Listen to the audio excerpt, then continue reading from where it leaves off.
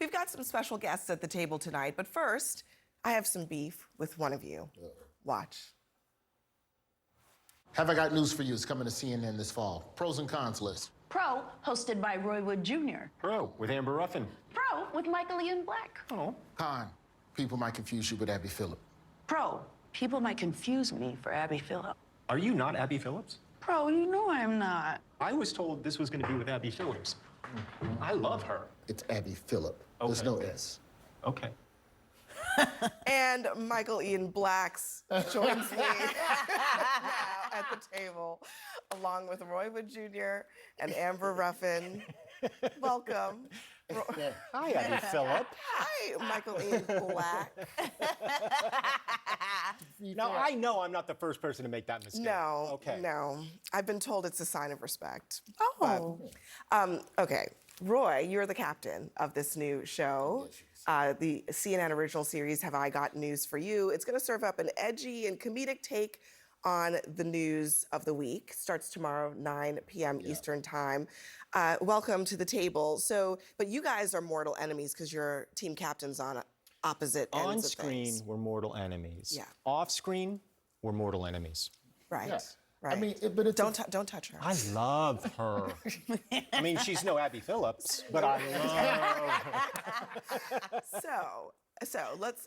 I am very curious because Michael, you have written a children's book about one Donald Trump. I have. How would you explain this past week's debate to my 3-year-old or a 4-year-old? I would say to your three-year-old, turn off the television. Do anything else other than watch what you're seeing on the debate stage right now. Like, it's not healthy for adults. I don't know that it's healthy for a child. What happened? How did you see it? I saw the debate. I feel like we're in a space now, and we were just talking about this on set earlier. Is a debate still a place for a candidate to present policy points in 90-second digestible chunks? Or is it a place to just figure out who's less crazy? Mm-hmm. It's a 2-hour field sobriety test. That's really what a debate is. Who can not say they're eating the dogs? Mm-hmm. It's Who can hard. do that? It's hard to say. It's hard not to say. Well, especially It's hard when not it's to happening. accuse people of eating dogs. Yeah, you know when hard. it's happening. You know they say it's happening. I heard it's happening, so it's happening. No, but Kamala spanked him so bad because all she had to do was be a normal human being on planet Earth. Mm-hmm. And she achieved that within the first 10 seconds. It was beautiful. It almost seems like the debate unlocked something in Trump. Like, after that, it was Laura Loomer. It was, just hanging out with these conspiracy theorists. He doubled down on the cats and the dogs. And then earlier today, here's what he said about her and her old job at McDonald's. And then you have Kamala's claim that she worked at McDonald's. She never worked at McDonald's. It's a lie. They went in, they investigated it, and the fake news won't report that. She said she stood over those French fries when they were being fried, and it was so tough work.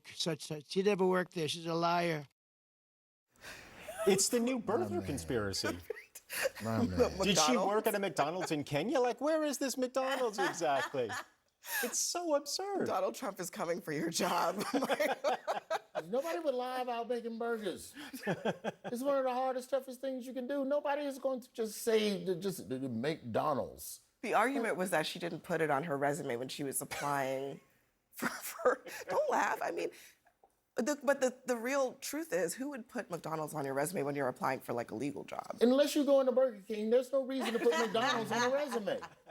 At what point is this law firm calling the McDonald's to see if you are good with reading the briefs? I don't know any other legal word other than brief. Reading the briefs, you got it. Are you reading the habeas corpus and the I was stuck on duplicitous. I was like, raw. Yeah. That's impressive. Yeah, I went to college for 25 years, but I finished. Trump is really, he's in a weird place, I think, psychologically, where he's kind of falling back on his own instincts about how to operate in politics, and it's this kind of stuff. It's like, we got to go after the French fries and whether she was really there. We have to go after, the way she laughs. We have to say that maybe she's half or not really black. I don't know. I don't like Donald Trump's policies, and I don't like his behavior, but I love, and I'm sorry, I love when he shouts a lie with all of his heart. It's just, it's crazy. I love it. Like, why? Yeah. Why? That's been his entire political career. It's just yelling lies and people loving it. Well, it worked for a long time. And I think the one thing, even on this network right after the debate, when they were talking with the people who had been, I guess, kind of sequestered and hadn't watched any post-debate coverage, and they were talking to, kind of a round table of undecided voters here, is the idea that out of this debate, we finally have undecided voters who just said, I would have liked to have heard more about her policies. Mm-hmm.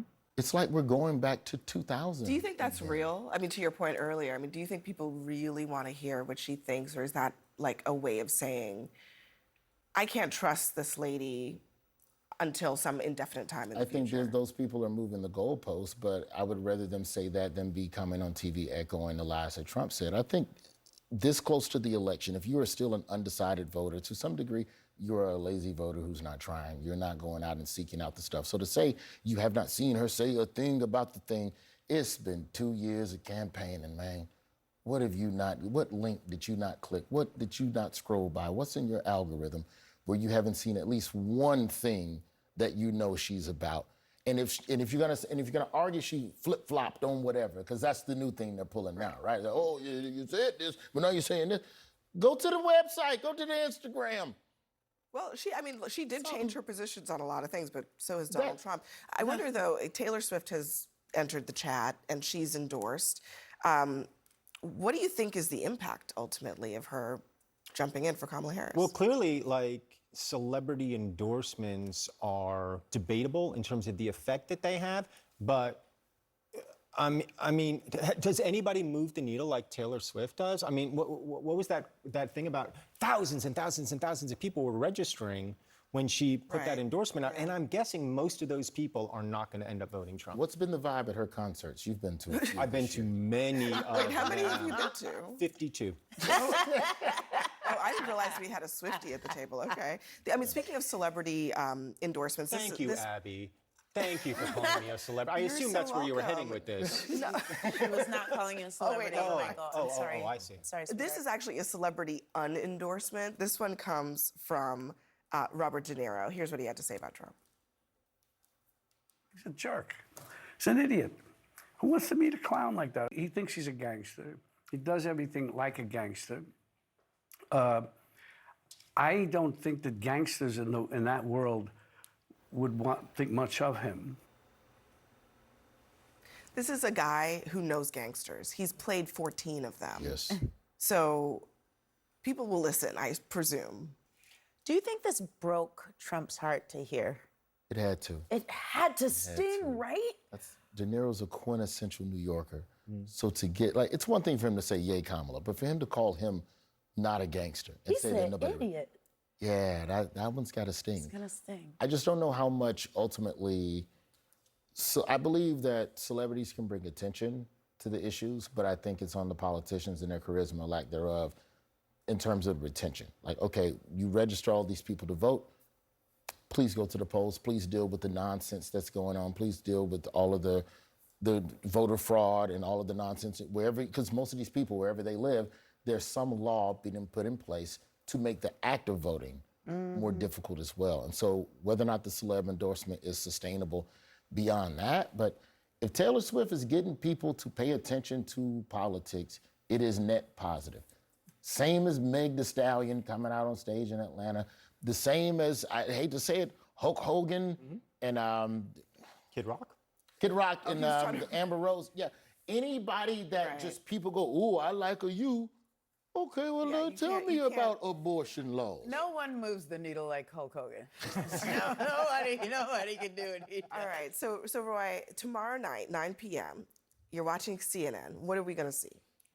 You're going to see three amazing people right here making sense of everything that happened this week in news. And it's not just, I mean, it's a lot of politics, but it's not just politics. No, absolutely. I wouldn't even say that it's politically dominant. It's just what has been the conversation in the zeitgeist across the gamut. It could be the debate. It could be all the way to Shannon Sharp and him not knowing how to use Instagram Live. There is a spectrum of topics that we could get into, but the show, the Mothership show has been on for almost 35 seasons in England. So we're in good hands, and it's a format that's been done well overseas, and so we're bringing it over here. Is there a winner at the end of the day? If my team wins, then yes. If her team wins, no. Then it doesn't matter. Okay. Yeah, Please. it'll be interesting. Look, I'm willing to do whatever it takes to make my team the winning team. Will I pay Roy money? Yeah. Will I Bribery kick is acceptable. Michael in the shins? Yeah.